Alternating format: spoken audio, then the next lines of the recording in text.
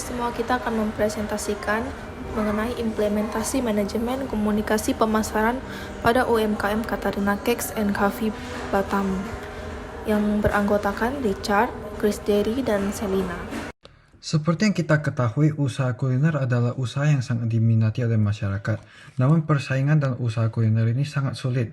Itulah mengapa pemilik usaha sekarang harus memiliki inovasi baru untuk produk-produk mereka supaya tetap diminati oleh para konsumen dan calon pembeli. Salah satunya adalah Katarina Cakes dan Coffee. Ini adalah usaha yang bergerak di dalam bidang food and beverage yang membuat berbagai macam makanan dan minuman yang lezat dan berkualitas sehingga bisa dinikmati oleh konsumen. Berdirinya sebuah bisnis memiliki beberapa resiko, diantaranya itu resiko keuangan, resiko operasional, resiko pemasaran, dan resiko produk. Hal ini perlu menjadi pertimbangan dan dapat dimanajemen sebaik mungkin sehingga resiko tersebut dapat dihadapi, dihindari, ataupun ditransfer. Dalam menjalankan bisnis pasti ada namanya resiko. Resiko yang dihadapi oleh Cafe Katarina ini adalah yaitu dalam segi pelayanan online. Pelayanan online dilakukan dengan customer melakukan pemesanan secara online, lalu Cafe Katarina mengirimkan menu yang dipesan ke alamat dari customer. Customer tidak melihat atau memilih langsung di kafe, hanya melihat gambar di platform online. Terkadang dapat menyebabkan ekspektasi customer yang tidak sesuai dengan produk aslinya. Tentunya hal tersebut menjadi salah satu resiko yang dihadapi oleh Cafe Katarina. Adapun Cafe Katarina menjalankan kegiatan komunikasi pemasaran melalui media sosial seperti Instagram dan Facebook. Hal ini sesuai dengan segmentasi dan target pasar mereka. Hal yang adalah masyarakat generasi muda yang disebut sebagai Gen Z. Pada media sosial tersebut, mereka menampilkan berbagai jenis postingan dan konten menarik melalui story, feeds, post, ataupun short video yang menarik untuk menarik customer-customer barunya. Manajemen. Pada dasarnya, manajemen merupakan suatu kegiatan untuk mengelola, mengatur, dan mengkoordinasikan suatu kegiatan operasional dan produksi di suatu perusahaan, hingga perusahaan tersebut mencapai tujuan yang diinginkan. Kemudian manajemen dijalankan oleh rangkaian dan kelompok sumber daya manusia yang berkompeten, berkemampuan untuk mengelola sumber daya yang dimilikinya, agar dapat dimanfaatkan secara efisien, efektif, dan serta membuahkan hasil yang maksimal. Kemudian pengertian yang dinyatakan oleh Barisky pada tahun 2001 bahwa manajemen mengacu sebagai rangkaian proses yang berisikan berbagai tindakan, mulai dari planning, organizing, staffing, dan controlling yang diterapkan oleh pengurus organisasi untuk mengelola suatu bisnis, dan usaha yang dijalankannya untuk mencapai tujuan yang diharapkan, serta memperoleh keuntungan dalam hal finansial.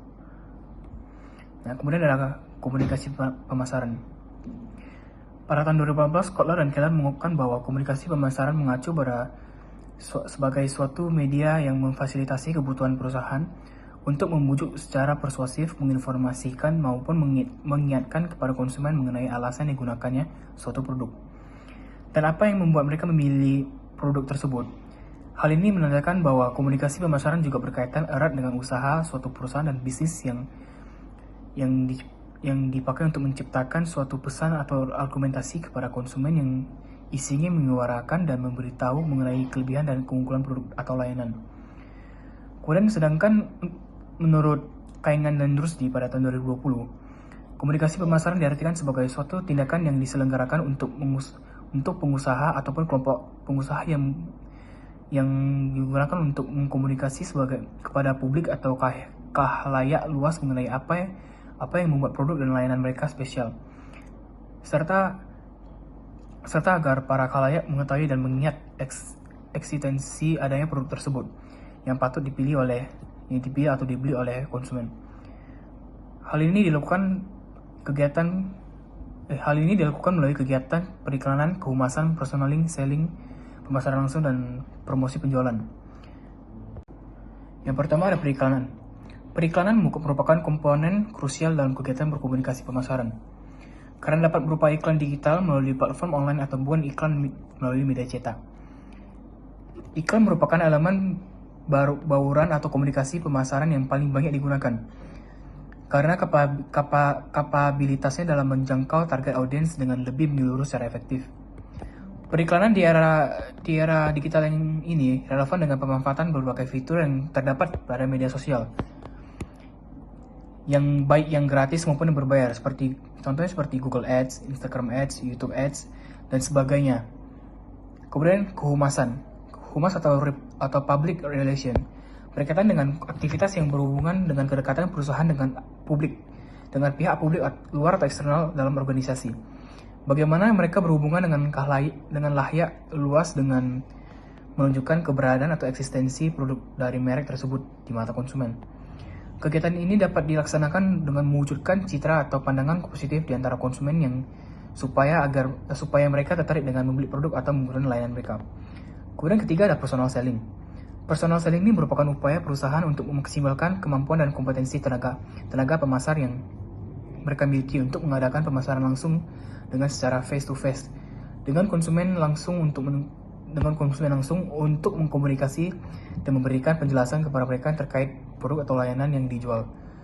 Hal ini dapat disertai dengan menjalankan program untuk meningkatkan loyalitas konsumen untuk terus menggunakan produk dan layanan mereka. Kemudian ada pemasaran langsung. Pemasaran langsung ini dapat dilakukan tidak hanya secara tatap muka dengan konsumen, melainkan dengan menggunakan email, marketing, atau melalui marketplace. Yang kelima ada promosi penjualan. Promosi penjualan ini dilaksanakan dengan pemberian potongan harga atau diskon, pemberian kompensasi atau penghargaan bagi konsumen seperti pemberian voucher untuk pembelian produk atau kategori tertentu dalam jumlah tertentu, maupun untuk menjalankan kegiatan pemberian promo lainnya yang dapat bermanfaat dan menguntungkan bagi konsumen untuk meningkatkan ketertarikan mereka untuk melakukan pembelian. Kemudian ada media sosial. Media sosial ini seringkali dimanfaatkan dalam berbagai kegiatan dan aktivitas masyarakat, baik dalam hal mengelola platform dan aplikasi maupun untuk mendukung masyarakat berinteraksi, memperoleh dan membagikan informasi dengan cepat dan akurat. Media sosial banyak dimanfaatkan dalam kegiatan mengelola hubungan sosial maupun hubungan masyarakat. Oleh karena itu, saat ini media sosial sudah merupakan hal yang umum atau lazim bagi sebagian besar orang, karena sudah semakin banyak jumlah penggunaan media sosial di kalangan masyarakat. Selain itu, kemudahan dan kepraktisan yang ditawarkan di mana mereka juga lebih leluasa dalam melakukan pemilihan media sosial yang akan digunakan sesuai kebutuhan dengan keinginan. Media sosial juga dapat dijadikan sebagai sarana untuk mendukung interaksi secara dua arah dan mendukung proses penyampaian informasi penting ke publik atau khalayak.